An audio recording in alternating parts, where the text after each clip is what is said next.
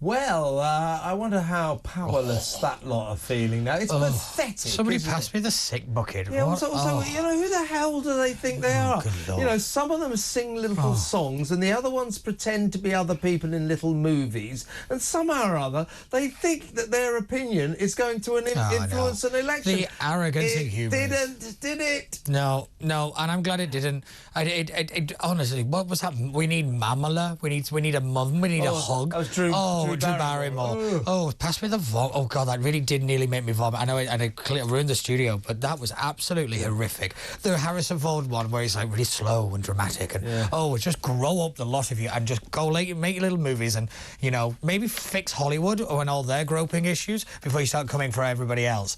That's my big point with that lot. Why not make some films that aren't total crap? Yeah. Try that for a change, or make some songs that don't insult our intelligence. But honestly, the Democrats always do this. They'll never learn. I mean, Hillary did it, didn't she? She was surrounded by them. Beyoncé was in there as well. Taylor Swift as well. Yeah. Of course, Taylor Swift, when she endorsed Kamala, it was like, that's the big one.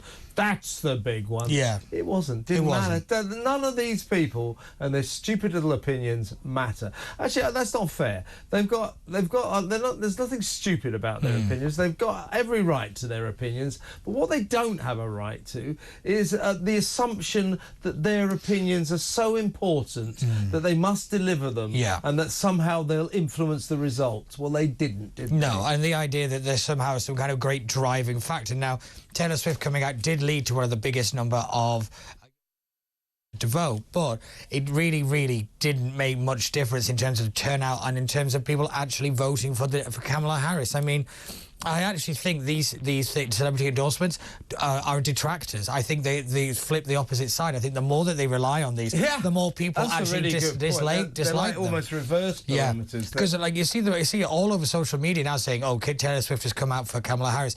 I'm definitely not voting for her now." You know, and it actually strikes me as the Democrats just had no ideas, no policies, so they had to rely on this stuff more in this campaign than ever before, because the vibes is not a policy. There was nothing there for anybody, any voter, to think, do you know what, things might get better. And it is an insult to Americans, that campaign, in every single way. I cannot believe anybody thought any of it was a good idea.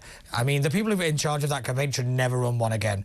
I cannot stress to people just how many wrong steps they made from the beginning to the very end. And I tell you now, you're right, Kev, they will keep doing this because they will never admit they are wrong. That is the one thing the left and the Democrats will always do. They will never say, we got that wrong. It will be explained away. It'll be because of this or because of that. It will never be that the decisions they made led to this result. Yeah. Sulky Kamala, we're hoping. By the way, just in case you missed it, she has now, it's quite a key moment. It was about 10-15 minutes ago. She has officially conceded defeat. She's rung Donald Trump to concede defeat. I would have loved to have been a fly on that phone line. I'd like to know how long the phone call was. Yeah, all right, you went back. You're back. That's it, done. So there's no debate anymore. No. Because she's taken too long to concede. Yeah, I mean, it's embarrassing. It is embarrassing. It's Hillary Clinton locking herself in the bathroom moment. Yeah, indeed. She shouldn't have taken so long to make a speech, and it just makes it even more fun for people like us. I know, yeah. What's the matter, Kamala? Are you sulking? I mean, this is Remember Hillary? Oh. Hillary apparently, when she unexpectedly lost, when she was shocked to lose, apparently locked herself in the loo and could be heard loudly sobbing. I mean, for Hillary Clinton to lose to Donald Trump, I mean, that's really got to sting. But for Kamala Harris to lose against Donald Trump, despite everything they threw at him, I mean, how did she lose? It's just staggering to me. You know, Donald Trump survived the weaponization of the legal system. He survived smears. He survived name-calling. He survived assassination attempts. I mean, everything was thrown at Donald Trump, and he came out not just victorious, but he wiped the floor with the Democrats. This is what America really needed, was a big victory. No matter which side it was, they needed an undeclarable, as Greg Swenson's hat said, too big to rig. That's what they needed, and I think Donald Trump has delivered delivered that, and I think he will deliver for America more now than he ever did in 2016 onwards, because winning that popular vote changed everything for the Trump team, because it now adds a whole level of credibility, and he has a clear mandate now, and they have no arguments against him. God Almighty, he's got a mandate. And by the way, any Democrats watching, anybody watching over in America, Donald Trump's cleverer than you. He's much cleverer than you. Yeah. He understands the American people. He understands how to work a campaign. I'll tell you another thing about Donald Trump. I wrote a piece about this back in 2016 for the New European left-wing newspaper. You know, I'll take money from anyone. Don't worry about that. Actually, a mate of mine is the editor, Matt Kelly, great guy. But you know, in a former life, I was a television critic. I know about telly, and my point is, so does Donald. Yeah. And everything he does is framed for television. Oh, everything. You know, when he's remember that where Air Trump 1 or whatever he calls it is his private jet. It kind of glides towards some aircraft hangar. Then the door will throw open. There's the steps, and he'll stand there with this huge coat and his long tie, and it's just framed for television. He's much more sophisticated at understanding the media than these bunch of amateurs at Democrat Tower. Oh, I couldn't agree more. The Democrats really had no idea what to do with Kamala, but to be honest, Kamala was the worst candidate for them, because apart from cackling, there was nothing else to it. I think, do you know what she reminded me of? She reminded me of one of the hyenas from The Lion King. Do you know, they just sit around and laugh all the time. Like, it was pathetic. Yeah. They got rid of Joe Biden, who could barely string a sentence together, and replaced her with Kamala Harris, who can also barely string a sentence together. You know, it just amazes me that she was just like kind of dropped in there because they didn't have anybody else realistically, and they didn't bother even trying to find anybody else. I still think that the way they got rid of Joe Biden will be one of the big things that voters didn't like. Absolutely, absolutely. We're still trying to get hold of James, who rang in, but we think he's on another line now. Probably got a lot to talk about. Maybe he's out on the lash, spending his £120,000 winning, but we will get hold of James and find out exactly how he managed to bag such a jackpot. Let's read a few messages that we've had lots sent in. We'll get to your calls a little bit later, by the way. We got this is from M, as in Emily, I think. She's in Bath. She says, oh, good God, Kev, these videos are glorious. I like Hollywood endings. Ha, ha, ha. Thank God he won. God bless the Don. What else have we got? I'll tell you what we'll do. I'm going to speak aloud, folks, to my production team, my top production team. Ricky Gervais at the Golden Globes some years ago, he lectured, he turned to all these celebrities, Leonardo DiCaprio, and he said that they had no right to lecture the public because most of them hadn't even been to school. Can we find that and we'll play that? That is one of the greatest monologues ever. It just sums up, it's brilliant. You know, and they hate it. They hate it. They're so self-important, so self-important. This is from Jeff Brewer.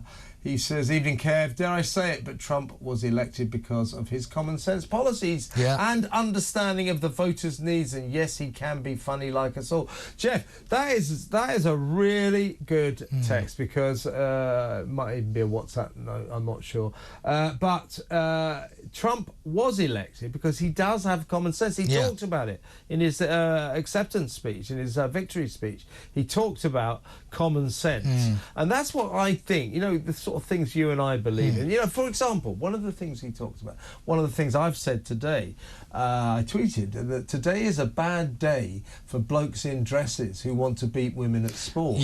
That's been one of the backbones of his campaign. You know, I'll bring fairness back to sport. You know, I won't let men compete against women, biological women. You know, that kind of thing seems pretty basic. The fact that the Democrats can't bring themselves to say that is why they lost. Yeah, exactly. It's why a lot of people always ask me, what is the obsession with what is a woman? That particular question is to see whether you're a sensible and normal person that could understand a common sense perspective. That's why this stuff really relates to people on the street, and Trump is bang on to connect with it. You know, it is really, really telling that the Democrats just cannot see why they're losing. It's because of their own arrogance and hubris, that they don't listen to anybody else. else. But more importantly, it's that, as we've seen with the garbage comment, it's that they treat anybody who doesn't agree with them as garbage. Yeah. They don't want to connect with people that disagree with them, and then they suddenly wonder why 71 million Americans tell them, we don't want you running the country. Yeah, I'll tell you another thing. Again, talk amongst yourself, folks. I'm just chatting to my production team. Let's get my favourite moment ever. You know, they're eating the dads. Can we get that? Can we get that? Because what I want to focus in on when we play that, it's not so much the funny thing that he said. Can we play that now? Let's play it. Play it. Come on. In Springfield, they're eating the dogs, the people that came in. They're eating the cats. They're eating the pets of the people that live there. And this is what's happening in our country, and it's a shame. Right, what we'll do now, because I think that was a very key moment in this campaign. This was the TV debate, the one TV debate they both had. Now, let's play that again. Never mind what he's saying. They're eating the dags! Have a look at her face, the condescending, patronising face of a Washington elite who doesn't realise that the guy next to her is speaking to the people. Watch her face. Watch this. In Springfield, they're eating the dogs, the people that came in. They're eating the cats. They're eating the pets of the people that live there. And this is what's happening in our country, and it's a shame. Now, Donald Trump got a lot of mockery for that. He got a lot of flack. I always said two things. First of all, you know, it may be an exaggeration. Nobody actually disproved it, by the way. You know, you got the local council, the local city chief say, oh, no, that's not happening here. Well, what you'll find is when you go to towns and villages and cities and say, you know, are people eating dogs and cats in your city? They'll proudly go, certainly not. So that doesn't crop. And do you know what the police said? We have no credible reports of anybody eating any dogs. So you did have reports then. Yeah. So that was never quite disproved, but certainly, maybe in a sort of garish way, it spoke to people about the migrant crisis. Springfield, Ohio, has a population of 58,000. Yeah. They had 22,000 Haitian migrants imposed upon them by Biden's migrant scheme.